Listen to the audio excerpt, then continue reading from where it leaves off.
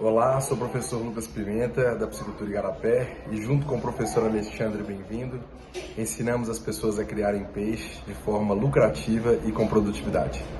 Nesse vídeo, vocês vão ver a piscicultura como um negócio lucrativo. Fique aí e assista tudo e muito mais. Um abraço. Eu vou fazer uma brincadeirinha aqui, que é colocar a importância da piscicultura hoje. Muita gente ainda tem a piscicultura, Lucas, como uma terceira opção, com a quarta opção, quinta opção, ou até com um processo secundário. E às vezes se surpreende ao descobrir os números, tá, da piscicultura, Lucas. Igual, por exemplo, se a gente for comparar, nos últimos 15 anos, a piscicultura tem crescido anualmente aqui no Brasil em torno de 5 a 10%. Vai variando. Tem ano que cresce 5, tem ano que cresce 7,5%, tem ano que cresce 10%, já chegou a dar 12% de crescimento. Entre 2018 e 2017, houve um crescimento de 4,5%, Lucas. Muito bom, né? Em 2018, a gente chegou a produzir 722 mil toneladas. No ano passado, tá, esse negócio já passou para 758 mil toneladas, Lucas, de peixes. A gente está falando em coisa de 4,5%, 4,5%, 4,9%. Só para a gente comparar, Lucas, a piscicultura vai crescendo, e não só a piscicultura, mas carcinocultura, que a gente fala de aquicultura em geral, tá? Só para a gente comparar, no mundo inteiro a aquicultura vem crescendo. A piscicultura, ela vem crescendo a média de 2,5% a 3%, né, no mundo. E aqui no Brasil a gente está crescendo a faixa de 4,5%, 5%. Ou seja, o Brasil está acelerando na piscicultura. 2019 a gente está tendo aí 758 mil, e a expectativa é que 2022, quer dizer, daqui 2 anos e meio, né? Final de 2022, nós vamos chegar em 960 mil toneladas de peixe. Sabe quanto que é isso em dinheiro, meu amigo? 9 milhões, né? Quanto? O que é que você falou? Milhões. São bilhões, Lucas. São bilhões, Lucas. 4,4 bilhões. Segundo 4,4 bilhões. Segundo o IBGE, em 2017, na produção estimada de 2018, foi 4,4 bilhões de reais. Já em 2019 foi 4,9 bilhões de reais. Aqui a gente tem uma situação interessante, que olha só. A gente fala que a produção aquícola, né, de peixes, ela cresceu na faixa de 4,9, quase 5%. Mas na hora, quando você pega os valores em dinheiro, se passou de 4,4 para 4,9 bilhões, nós estamos falando aí em 8,5%, 9% de crescimento. Então a produção de peixe em peso cresceu 5%. Mas em grana, meu amigo, cresceu quase o dobro. Então o valor agregado que isso está gerando é muito maior do que simplesmente duplicar a produção do peixe. E uma resposta para isso, bem-vindo, quanto os clientes, no geral os produtores, né, a gente sabe que 80% em média dos produtores da piscicultura são pequenos. Então o produtor pequeno ele consegue ter um valor de venda melhor. Então a gente consegue aumentar muito o faturamento bruto, né, sem ter que aumentar tanto o volume de produção. E aproveitando o gancho da resposta a pergunta do Gabriel, bem-vindo, que tem a ver com o tema, né? Que é se a ajuda do governo, o governo faz algum tipo de ajuda. A energia elétrica, ele perguntou também.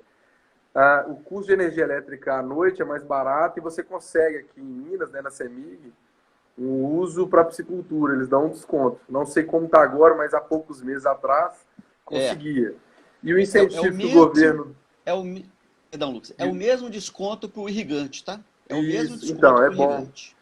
E o incentivo do governo são as linhas de crédito, que é um assunto da nossa pauta da live, né? Que hoje temos linhas de crédito muito interessantes que viabilizam, né? Um amigo nosso de outra área, quando eu contei para ele as linhas que variam de 2,75% a 7% ao ano, e com carência de 6 meses a 3 anos, ele falou, Lucas, isso viabiliza qualquer negócio.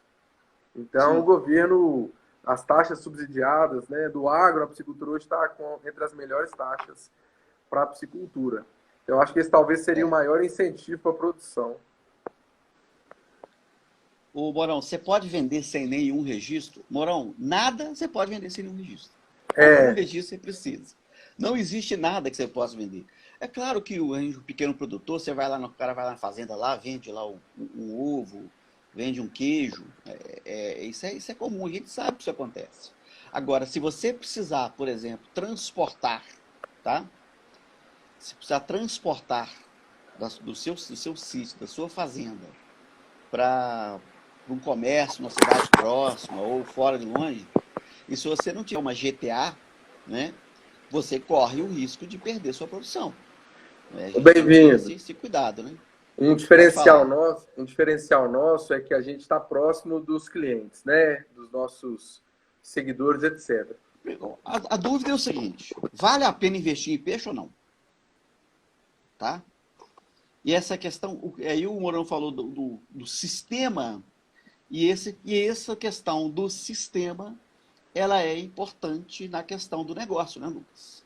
Ele é um dos sistemas mais baratos de produção. Porém, a gente normalmente, a gente vai até uma propriedade e vê qual a propriedade, né? Ou então pelo curso, você consegue identificar, aprendendo todas as formas de cultivo, qual que mais se enquadra à sua propriedade. Né? Existem 5 sistemas de cultivo. Então, tanque-rede, raceway, fluxo contínuo, né? Que é raceway, biofloco, recirculação, RAS. Então, qual a sua propriedade mais se assemelhar, você vai usar. Na represa de Três Marias, tanque-rede, indiscutivelmente. A gente engorda peixe também no Lago de Furnas, e agora, no ano que vem, a gente vai estar engordando em Três Marias também. A primeira coisa que a gente tem que ver eu vou definir o que eu estou chamando de piscicultura. Não é isso? Isso aí. Eu vou definir o que nós estamos chamando de piscicultura, Lucas. Piscicultura não é só... Você tem que definir primeiro se o seu objetivo com piscicultura é lazer ou comercial. As informações, até técnicas que a gente dá quando é lazer, numa linha de raciocínio completamente oposta de quando o cliente quer tratar a piscicultura como comercial. Então, numa empresa, você não leva seus amigos para mexer no caixa dela, no sistema, no software. Mas na sua casa, você leva seu amigo e mexe na cozinha. Então, assim, são coisas diferentes, importâncias diferentes. A dedicação para quando é comercial, ela tem que ser muito maior que quando é lazer, né? Lazer, se você tem um lazer, você faz quando sobra um tempo. Na piscicultura comercial, não, você tem que fazer, né? Você tem que arrumar tempo para fazer. Você não pode deixar para depois. Então, definir bem se a sua estratégia, se a sua ideia é ter uma piscicultura comercial ou para o lazer é fundamental. Correto, bem-vindo? Lucas, correto. Eu tenho um professor, foi meu professor na Universidade Federal, aqui de Minas Gerais.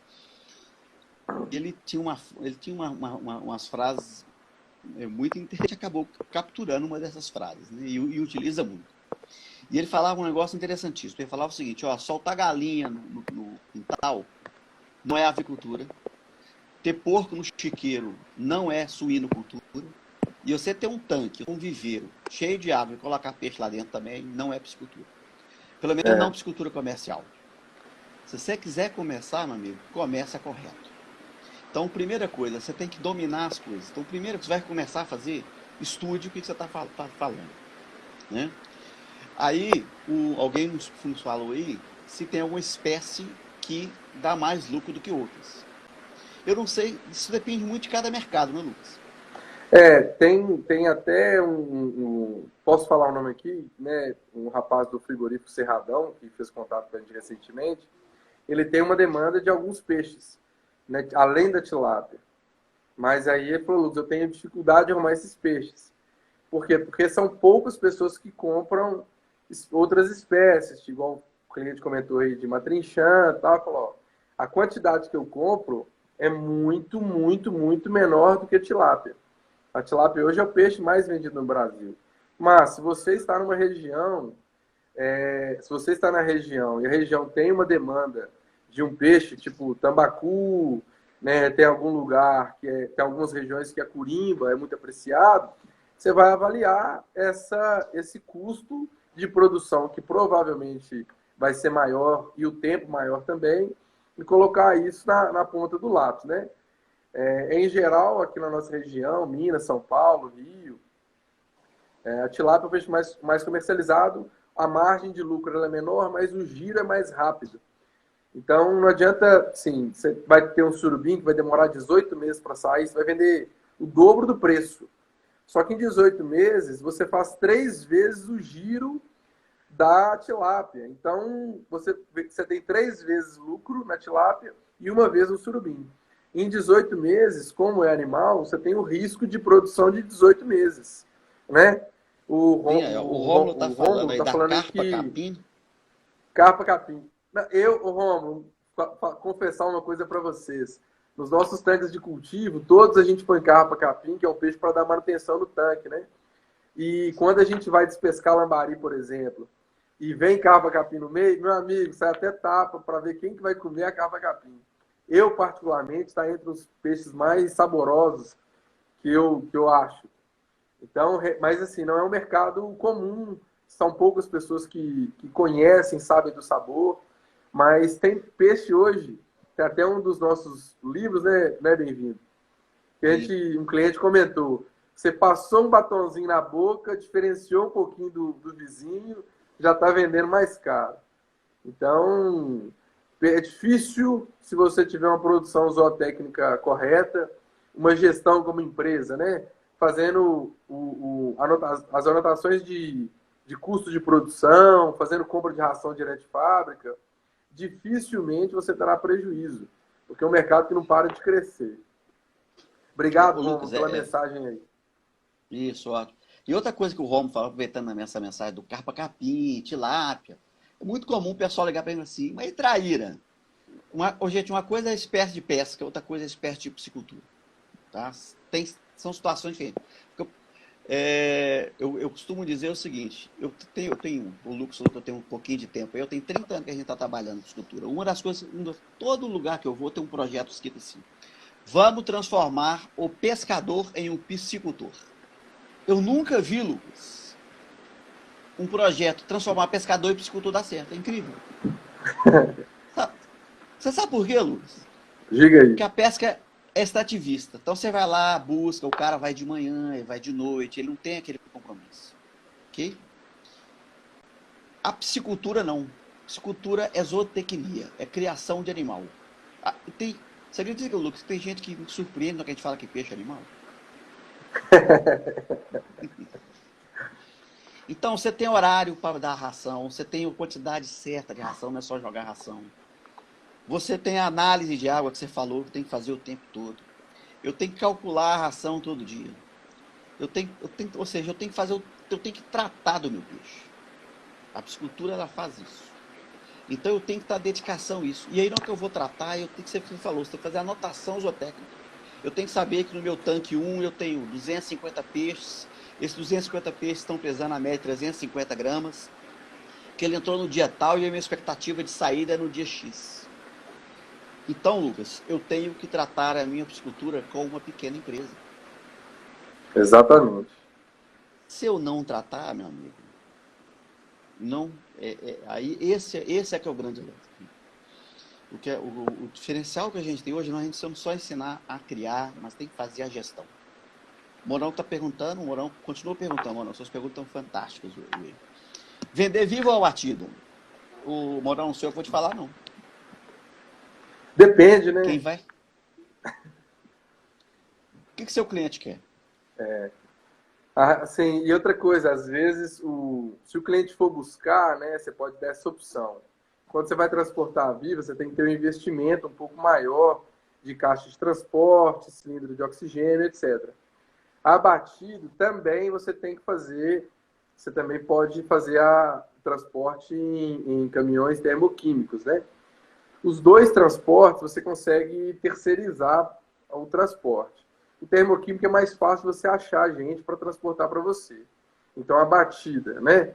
Agora, sendo carga viva, você tem que ter uma pessoa especializada, muito cuidado na hora de despescar e pôr o peixe dentro das caixas, muito cuidado na hora de colocar oxigênio para transporte, para não haver um excesso de oxigênio e queimar os peixes, né? Nome técnico não é esse, mas o popular é. E também na despesca. Então, o transporte do peixe vivo, você tem que sair vivo e garantir que chegou vivo.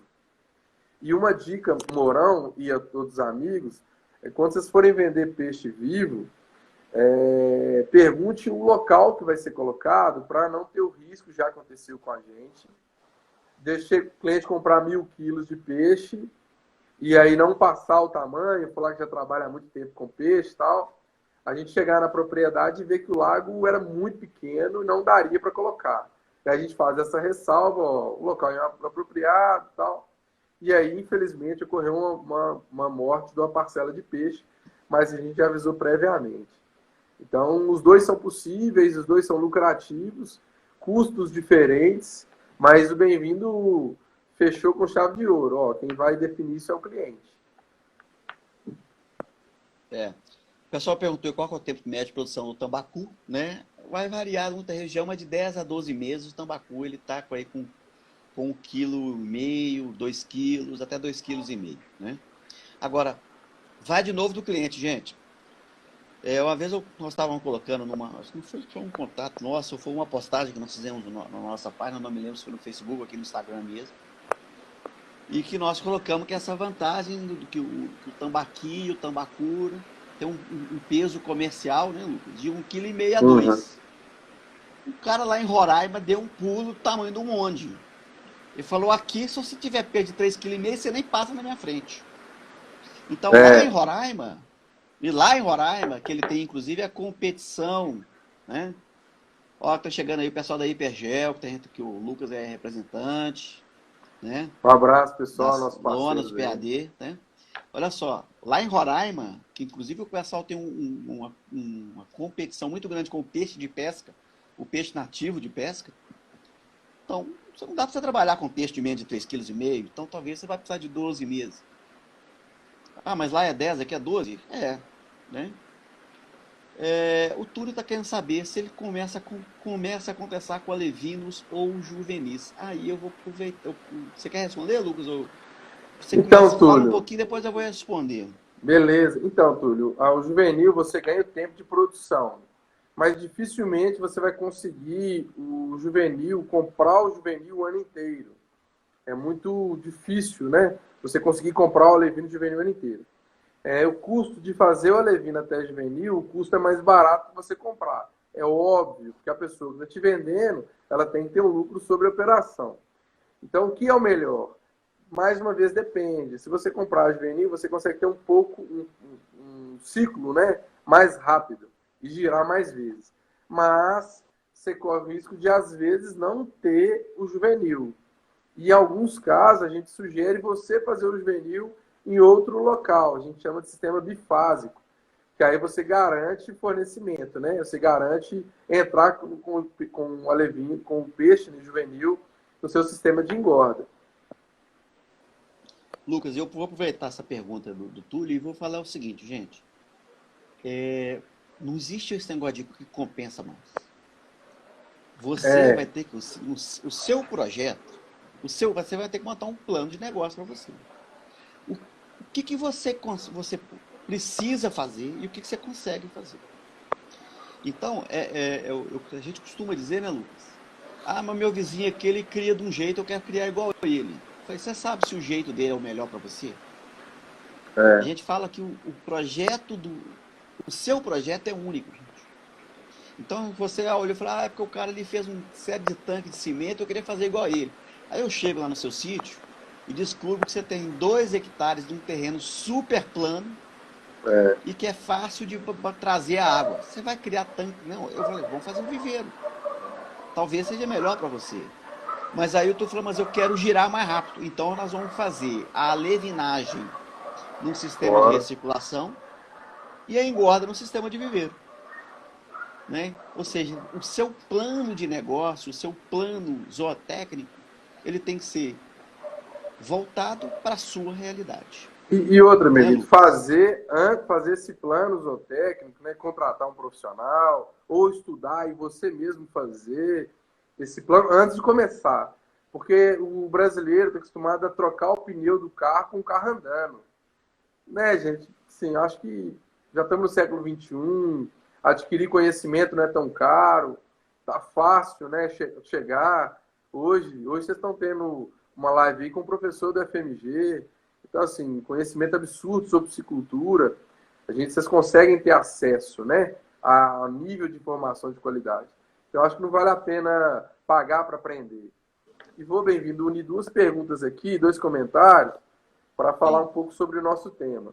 O El Mourão falando aí se o ideal é começar com o mercado bem definido ou varia de mercado para mercado, né? O cliente bem definido.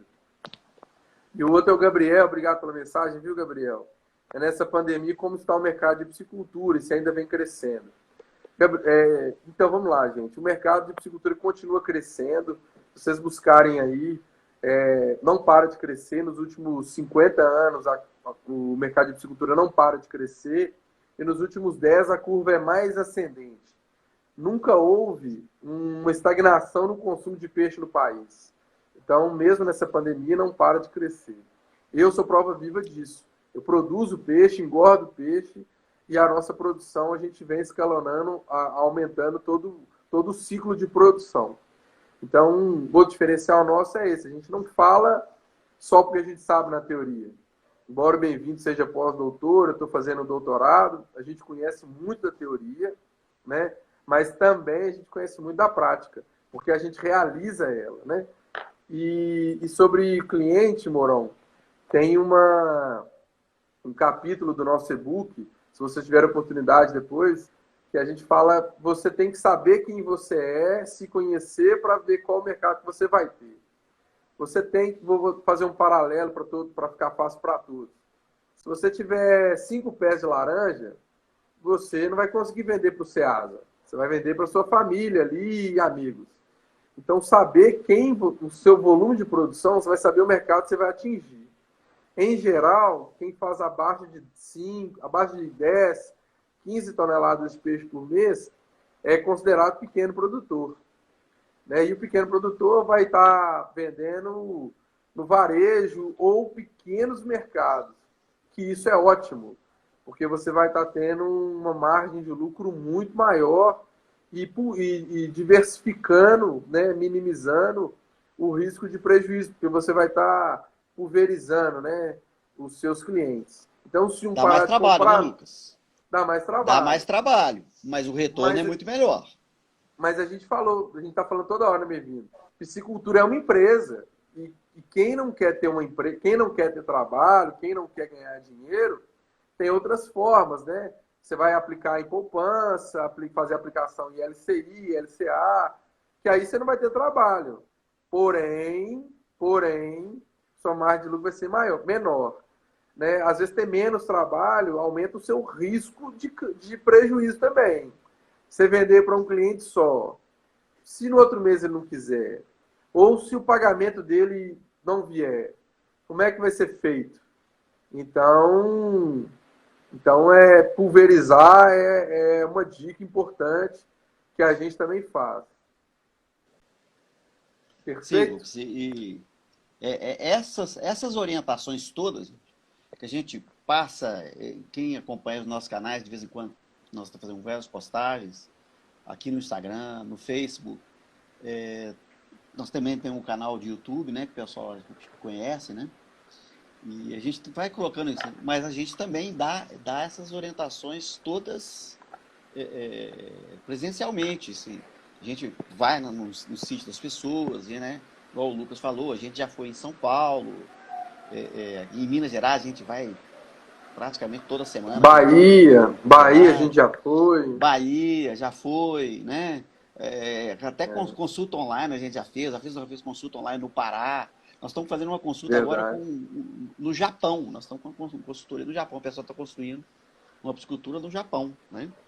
Então, aqui na UFMG, nós temos uns amigos do nosso trabalho, o professor Eduardo Tura, né, com a esposa dele, a Érica, o pessoal, o Gabriel Francisco, que tem uma equipe muito boa. O pessoal está desenvolvendo uma linhagem, né, muito própria, muito para a região do Sudeste brasileira, está caminhando muito. E hoje a gente tem também várias, né, nós temos linhagens, né, a linhagem mais conhecida, né, que foi desenvolvida no Sudeste Asiático é a Gift, é um peixe muito resistente, ele foi desenvolvido especialmente para os pequenos produtores, tá?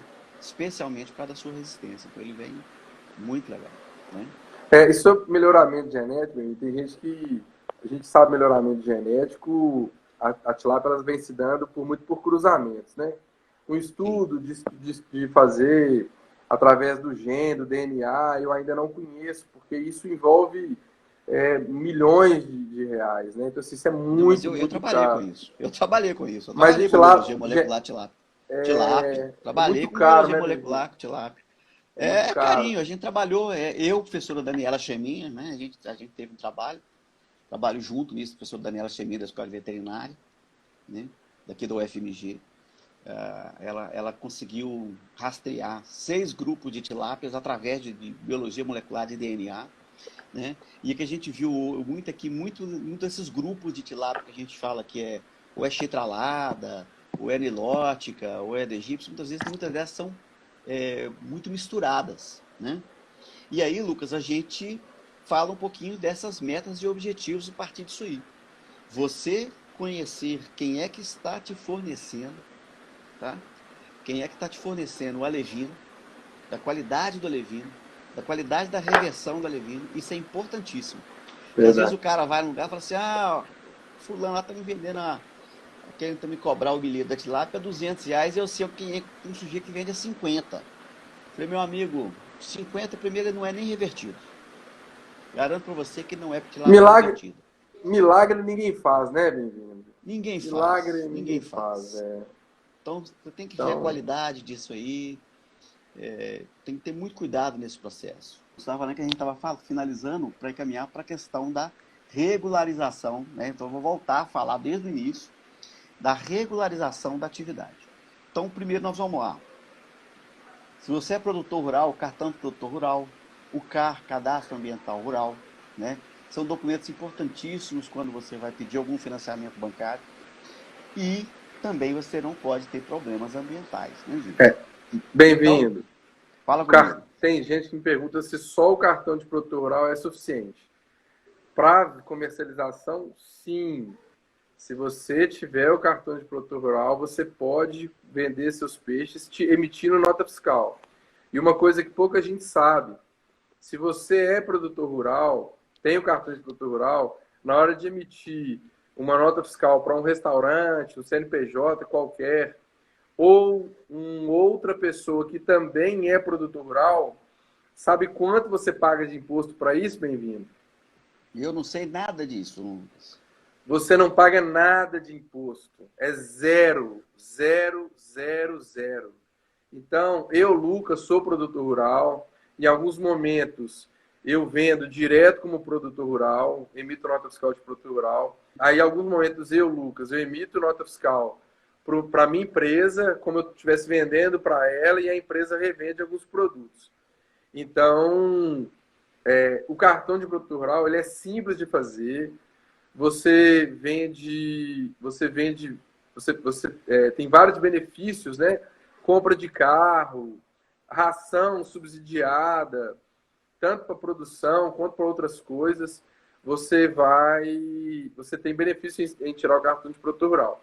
Eu até brinco que tem alguns amigos, bem-vindos, que nunca pisaram na terra, né? Moram em apartamento, foram criados em apartamento e tem o cartão de produtor rural. Na realidade, um pai, um tio, um parente tem uma propriedade, aí você faz o contrato de arrendamento. Ele arrenda um pedacinho tudo, né? Arrenda um pedaço e aí você tem o cartão de produtor rural. Como tirar o cartão de produtor rural? Aqui em Minas, se você jogar essa pergunta na internet, como tirar o cartão de produtor rural, já vai aparecer o passo a passo aqui em Minas. você faz praticamente tudo online. Então, na sua cidade, seu estado, aí vai aparecer o link da sua cidade, município aí, seu estado, que aí é um passo a passo, normalmente é simples, tá bom? Ô Lucas, 2 outros passos que são simplificados para o pequeno produtor rural. Primeiro, uso de água. Isso. Se você tem um pequeno uso de água, o seu uso de água é insignificante. Quem é que tem uso de água insignificante? Por exemplo, se você vai fazer viveiros escavados abaixo de 2 hectares, o seu uso de água será insignificante. E a licença ambiental, você não precisa de licença ambiental. Aí tem uma pegadinha, coisa de brasileiro, né? Aqui no Brasil, para você não precisar de licença ambiental, você tem que emitir um documento que diz que eu não preciso de licença ambiental. É a dispensa de licenciamento ambiental. Então você tem um processozinho para fazer, tá? Aqui em Minas Gerais também é muito simples. Tanto a outorga de água, aliás, não é outorga, é uso insignificante de água, e a dispensa de licenciamento, ou licenciamento simplificado, por exemplo, de 2 a 10 hectares é um licenciamento simplificado, tá? Você faz isso de forma mais simples. Tem que pensar, mas é simples para você. Pode ser. A gente também ajuda vocês a fazer isso aí, se vocês precisarem, tá? Então, só ligar na Piscicultura Igarapé, a gente vai ajudar você a fazer esse processo, se você precisar. Ok? Então, gente, é simples de fazer. Aqui em Minas Gerais sai rápido, eu sei que em outros países, isso é de 2 a 10 hectares, é licenciamento simplificado. Abaixo de 2 hectares, de lâmina d'água, tá, gente? Eu tenho um viveiro, eu separei 2 hectares lá, mas construí um viveiro de 500 metros. Você está abaixo de 2 hectares. Dispensa de licenciamento ambiental. Mas 2 hectares você tem lâmina que ter esse d'água. documento emitido, tá, gente? Porque se o policial ambiental, o fiscal ambiental passar na sua propriedade e você não tiver o documento falando que você não precisa, você toma multa. E quanto tempo você demora para fazer isso? Demora alguns dias. Então, são passos simples, que são menos complicados do que a gente pensa. E às vezes a gente deixa de fazer isso, ou por desconhecimento, ou porque eu vou deixar fazer depois. Então, esses passos são muito importantes. Tá? Tente regularizar a sua propriedade. Faça o seu uso insignificante de água, ou sua outorga de água, se precisar. Não é caro. Não é caro, gente. O cara, você vai fazer uma piscicultura, né? O cara vai te cobrar aí, sei lá, R$1.500, R$2.000. Se for uma piscicultura muito grande, o cara vai te cobrar um pouco maior, né? Então, assim, é muito barato.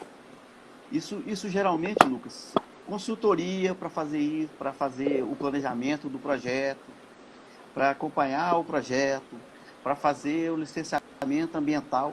Isso não passa de 5% do preço que você vai investir. Né? E eu costumo falar, bem-vindo, que o valor investido em conhecimento, ele é um investimento, né? Um cliente até falou, eu estou pagando aqui mais barato que uma graduação, mais barato que um curso. Porque essa orientação técnica, você vai usar ela para o resto da vida, né? Então, extremamente importante e é um investimento. Então vamos lá, gente. O cenário da piscicultura hoje, de mercado atual, com o corona, ele reduziu, né, um pouco o consumo de peixe. Mas não foi só de peixe, foi de tudo. Mas mesmo assim, ainda existe uma perspectiva real de crescimento. Então, o que eu posso falar hoje de cenário? A gente também engorda peixe, e por mais que aparentemente as coisas pareçam estar ruins, não estão, né? O principal é identificar, Moisés, qual que é o seu volume de produção que você vai ter, e esse volume de produção você está atendendo o seu mercado. Por exemplo, pequenos restaurantes, né, estão atendendo delivery. Cliente nosso que comprava 400 quilos de filé por semana, hoje está comprando 100, 150, 200. né? E outros mercados continuam ativos, né? Supermercado, feiras, né? Açougues. Então, o açougue, por incrível que pareça, está vendendo mais do que antigamente. E uma coisa também que com as redes sociais, o WhatsApp, muitos dos nossos clientes estão vendendo direto para os conhecidos e conhecidos do conhecidos, né? Então, se tem uma família de um amigo nosso que eu comecei vendendo para ele, para os pais e para os irmãos, eu já estou nos primos de primeiro grau e nos primos de segundo grau. Tem um cliente nosso, contador, Mourão, igual você, ele vende 3 toneladas de tilápia por mês só em grupo de WhatsApp. Hoje o WhatsApp é a maior forma de comunicação do país. Então, ele vende 3 toneladas. Ele começou a entrar em grupos de psicultura, grupos aleatórios, né? Formandos da década tal, amigos de não sei o quê. E aí, logo depois de entrar, ele começou a falar, né, que tem peixe e tal. E ele vende 3 toneladas de tilápia por mês só no grupo do WhatsApp. Né? 3 toneladas parece ser muito, mas não é. Você divide aí por semana, dá pouco peixe por semana, né? E aí ele produz na roça dele, traz para Belo Horizonte, e em Belo Horizonte ele entrega 1 a 2 vezes por semana. Beleza? Quem segue a gente no Instagram, tanto da Piscicultura Igarapé quanto na Cria Peixe, podem mandar mensagem nas redes sociais, a gente vai respondendo. No mais, queria agradecer, um abraço, bem-vindo, um abraço, Mourão, um abraço a todo mundo.